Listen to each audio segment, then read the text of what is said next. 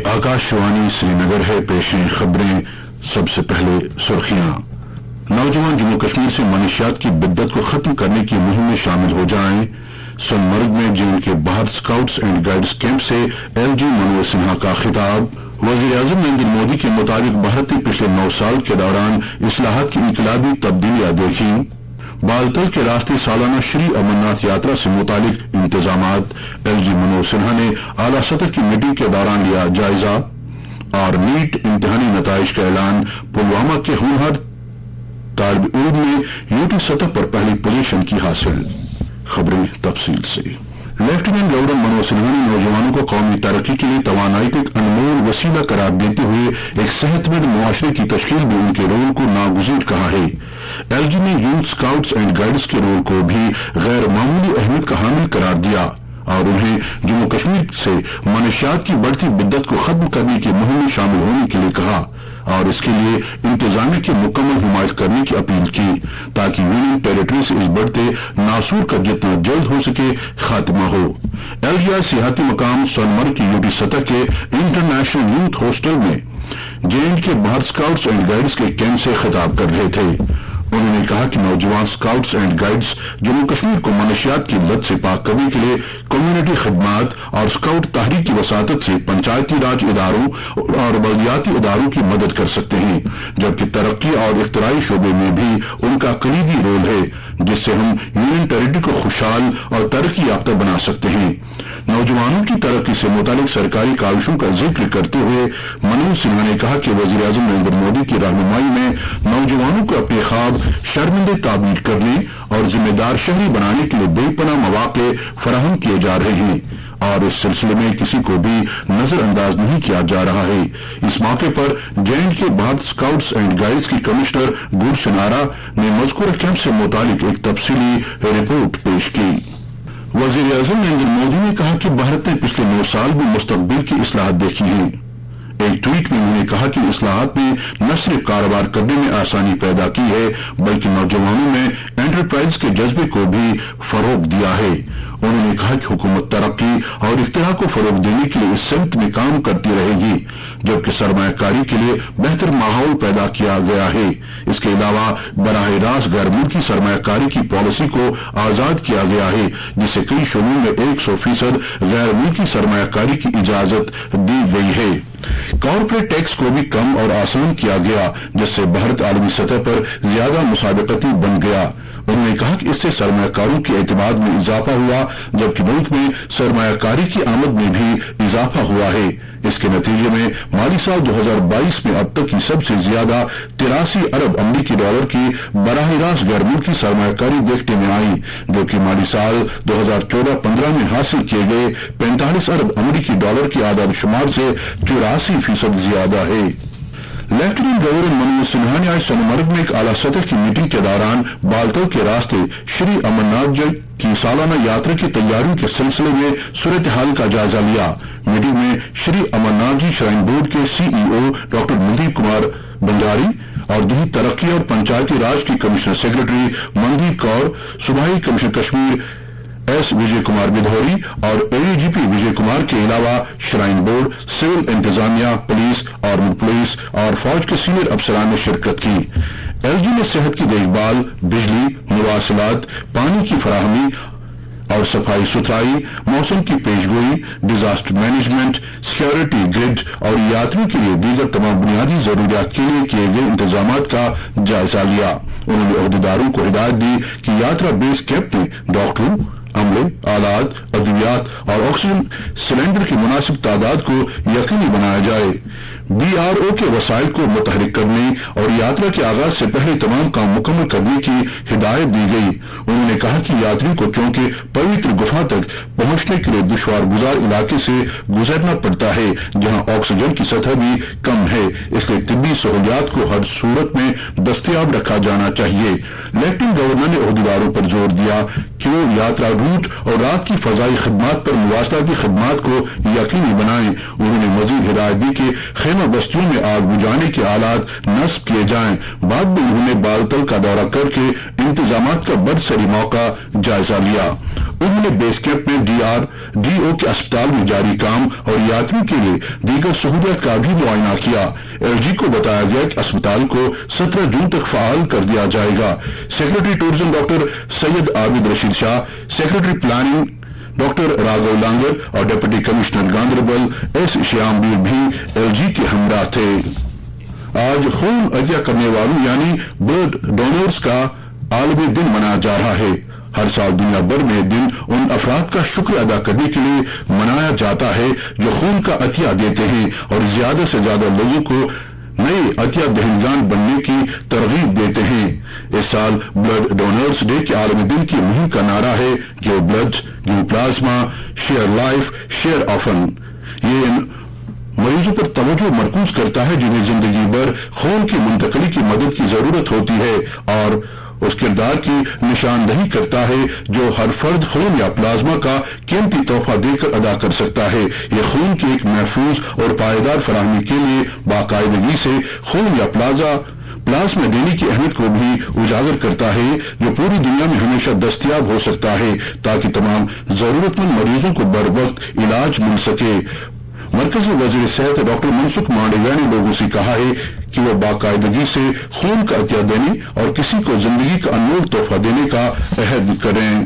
ادھر lieutenant governor Manoj Sinha نے انسانیت کی بے لوث خدمت کے لیے رضاکارانہ خون عطیہ کرنے والوں کا شکریہ ادا کیا ہے۔ انہوں نے کہا کہ اس دن ہمیں خون کی ضرورت مندوں کی مدد کرنے کے لیے اپنے آپ کو دوبارہ وقف کرنا چاہیے اور محفوظ خون اور باقاعدہ عطیے کی اہمیت کے بارے میں بیداری پیدا کرنی چاہیے۔ انہوں نے لوگوں میں بڑے پیمانے پر بیداری پیدا کرنے اور ان کی حوصلہ افزائی کرنے کی ضرورت محسوس کی، خاص طور پر نوجوانوں کو آگے آنے اور جان بچانے کے لیے رضاکارانہ طور پر خون کا عطیہ دینے کی ضرورت ہے۔ ادھر لیفٹیننٹ گورنر کے مشیر راجیو رائے بٹناگر نے آج سری نگر کے جی بی پنت اسپتال میں ورلڈ بلڈ ڈونرز ڈے کی تقریبات کے موقع پر خون کے عطیے کے کیمپ کا افتتاح کیا۔ اس تقریب کا انعقاد directorate of health services Kashmir نے بادامی باغ چھاوڑی کے تعاون سے کیا تھا اور اس کا مقصد پورے جموں کشمیر میں خون کی فراہمی کی اہم ضرورت کو پورا کرتے ہوئے رضاکارانہ خون کے عطیے کی ثقافت کو فروغ دینا تھا۔ اس موقع پر اپنے خیالات کا اظہار کرتے ہوئے مشیر موصوف نے خون کے عطیے کے انسانی پہلو پر روشنی ڈالی اور بتایا کہ کسی طرح معاشرے کے اندر ہمدردی اور اتحاد کی علامت ہے۔ انہوں نے شرکاء کی حوصلہ افزائی کی کہ وہ خون کی منتقلی کی بڑھتی ہوئی مانگ کو پورا کرنے کے لیے اسی طرح کے اقدامات میں بڑھ چڑھ کر حصہ لیں، خاص طور پر ہنگامی حالات اور طبی طریقہ کار کے دوران۔ جموں کشمیر میں صحت سے متعلق بنیادی ڈھانچے کے قیام پر بات کرتے ہوئے انہوں نے کہا کہ گزشتہ چند برسوں میں جموں کشمیر میں عالمی معیار کا طبی ڈھانچہ قائم کیا گیا ہے۔ اس کے علاوہ صحت اسکیم کے تحت تمام باشندوں کو یونیورسل ہیلتھ کوریج فراہم کی جا رہی ہے۔ انہوں نے مزید کہا کہ جموں کشمیر میں 28 blood bank, 30 blood storage units, 7 خون کی علیحدگی کے اجزاء کے یونٹ اور دیگر متعلقہ طبی ڈھانچہ قائم کیا گیا ہے۔ تقریب کے دوران مشیر موصوف نے کئی خون عطیہ دہندگان سے بھی بات چیت کی اور ان میں تعریفی اسناد تقسیم کی۔ یہ خبریں آپ آکاشوانی سری نگر سے سماعت کر رہے ہیں۔ نیشنل ٹیسٹنگ ایجنسی نے انڈر گریجویٹ نیٹ امتحانی نتائج کا اعلان کیا ہے۔ پلوامہ ضلع سے تعلق رکھنے والے عبدالباسط نے جموں کشمیر میں پہلی پوزیشن حاصل کی۔ عبدالباسط کا تعلق چیوا کلان گاؤں سے ہے جس نے ملکی سطح پر 113ویں پوزیشن حاصل کی، جبکہ ملک میں تمل ناڈو سے پرواجن جے اور آندھرا پردیش کے بورا ورون چکرورتی نے 99.99% کے ساتھ اول آئے۔ نمایاں کامیابی حاصل کرنے والوں میں زگی گاؤں پلوامہ کا عمر احمد گنائی بھی شامل ہے جس نے 601 نمبرات حاصل کیے۔ عمر کی کامیابی کی دلچسپ بات یہ ہے کہ اس نے کبھی کوئی کوچنگ نہیں کی ہے بلکہ وہ اپنے کنبے کے مالی مشکلات کا دباؤ کم کرنے کے لیے پڑھائی کے ساتھ ساتھ رنگ سازی کا کام بھی کرتا تھا۔ اس امتحان میں جموں کشمیر کے 20,564 امیدوار کامیاب قرار دیے گئے ہیں جو کہ پہلے سال کے کامیاب امیدواروں کی شرح سے تقریباً 10% زیادہ ہے۔ زیارت بیت اللہ کے لیے عازمین حج کی روانگی کا سلسلہ جاری ہے اور آج بھی 2 پروازوں کے ذریعے 640 عازمین سری نگر کے طیران گاہ سے مکہ معظمہ کے لیے روانہ ہوئے۔ عازمین پہلے حج ہاؤس سری نگر میں رپورٹ کرتے ہیں، جہاں سے انہیں سری نگر ایئرپورٹ الگ الگ بسوں کے ذریعے پہنچایا جاتا ہے۔ سری نگر کے ایک پرائیویٹ کالج میں آج مولانا محمد سعید مسعودی کی یاد میں ایک تقریب منعقد ہوئی، جس کا اہتمام سابق مرکزی وزیر پروفیسر سیف الدین سوز نے کیا تھا۔ اجلاس کی صدارت ایڈوکیٹ مولانا بشیر احمد مسعودی نے کی، جبکہ مولانا شوکت حسین کینگ نے مرحوم مسعودی کی سیاسی اور سماجی خدمات پر روشنی ڈالی۔ سرکردہ سماجی شخصیات ڈاکٹر عبدالرحمان وار، غلام رسول صوفی، قرۃ العین حیدر اور رشید مسعودی نے بھی مرحوم کے تئیں اپنے خیالات کا اظہار کیا۔ اس موقع پر مولانا مسعودی کی زندگی سے متعلق پروفیسر سیف الدین سوز کی تحریر کردہ ایک کتاب مولانا محمد سعید مسعودی کشمیر کی رسمی رونمائی بھی انجام دی گئی۔ پولیس نے چوری اور ڈکیتیوں کی بڑھتی واردات کی روک تھام کو یقینی بنانے کے لیے سی سی ٹی وی کیمروں کو مؤثر ذریعہ قرار دیتے ہوئے عوام سے اپیل کی ہے کہ وہ سی سی ٹی وی نصب کریں تاکہ چوریوں اور ڈکیتیوں کی بڑھتی شرح اور اس کے نتیجے میں پیدا ہونے والے مسائل کا سدباب کیا جا سکے۔ سری نگر پولیس نے بطور خاص شہر واسیوں سے اپیل کی ہے کہ وہ سی سی ٹی وی کیمرے نصب کرنے کو ترجیح دیں تاکہ لوگوں کی زندگی اجیرن بنانے والے عناصر کی سرکوبی کرنے میں مدد مل سکے۔ وزیر اعظم نریندر مودی 18 جون کو آکاشوانی پر من کی بات پروگرام میں ملک اور بیرون ملک کے لوگوں کے ساتھ اپنے خیالات شیئر کریں گے۔ یہ ماہانہ ریڈیو پروگرام کا 102واں شمارہ ہوگا۔ وزیر اعظم نے اس پروگرام کے لیے شہریوں سے معلومات طلب کی ہیں۔ ایک ٹویٹ میں انہوں نے کہا کہ شہریوں کی رائے حاصل کرنا ہمیشہ خوشی کی بات ہے۔ لوگ نیمو ایپ مائی گو پر اپنے ان پٹ شیئر کر سکتے ہیں یا 1800-11-7800 ڈائل کر کے اپنے پیغامات ریکارڈ کر سکتے ہیں۔ وہ 1922 پر مس کال بھی کر سکتے ہیں اور ایس ایم ایس میں موصول ہونے والے لنک پر عمل کر کے اپنی تجاویز براہ راست وزیر اعظم کو دے سکتے ہیں۔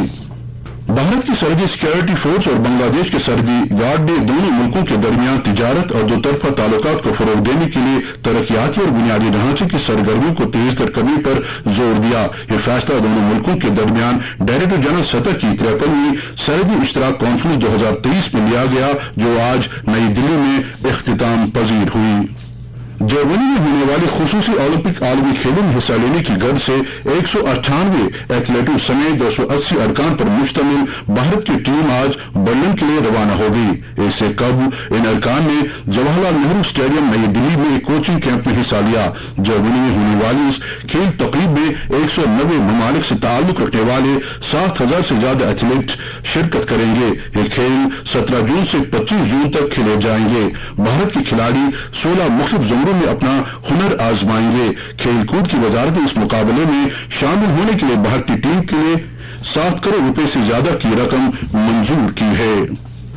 موسم محکمہ موسمیات کے مطابق جموں کشمیر میں اگلے 24 گھنٹوں کے دوران کہیں کہیں پر گرج چمک کے ساتھ چھینٹے پڑنے کا امکان ہے۔ سری نگر میں آج دن کا زیادہ سے زیادہ درجہ حرارت 27.5 ڈگری سیلسیس جبکہ کل رات کا کم سے کم درجہ حرارت 15.2 ڈگری سیلسیس ریکارڈ کیا گیا۔ جموں میں آج دن کا زیادہ سے زیادہ درجہ حرارت 38.8 ڈگری سیلسیس جبکہ کل رات کا کم سے کم درجہ حرارت 25.9 ڈگری سیلسیس درج کیا گیا۔ لیہ میں آج دن کا زیادہ سے زیادہ درجہ حرارت 21 ڈگری سیلسیس جبکہ کل رات کا کم سے کم درجہ حرارت 7.2 ڈگری سیلسیس ریکارڈ کیا گیا۔ اس کے ساتھ ہی خبروں کا یہ بلیٹن ختم ہوتا ہے۔